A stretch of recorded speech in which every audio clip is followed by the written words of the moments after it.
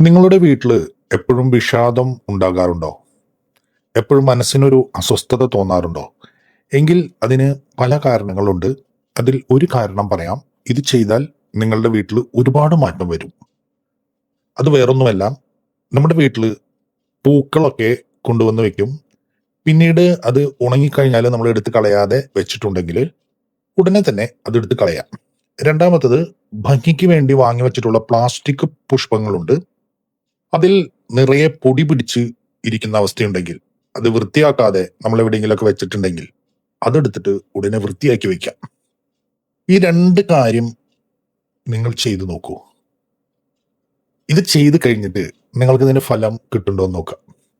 വിശ്വാസത്തോട് കൂടിയിട്ട് നിങ്ങളിത് ചെയ്ത് കഴിഞ്ഞാൽ 100% നിങ്ങൾക്ക് ഫലം ഉണ്ടാവും. നിങ്ങളിത് ചെയ്യുമ്പോൾ ഹനുമാൻ സ്വാമിയെ നന്നായി മനസ്സിൽ പ്രാർത്ഥിക്കുക. ഒപ്പം തന്നെ ദേവി അമ്മേനും മനസ്സിൽ നന്നായി പ്രാർത്ഥിക്കുക. വിശ്വാസമുള്ളവർക്ക് ഫലം ഉണ്ടാവും.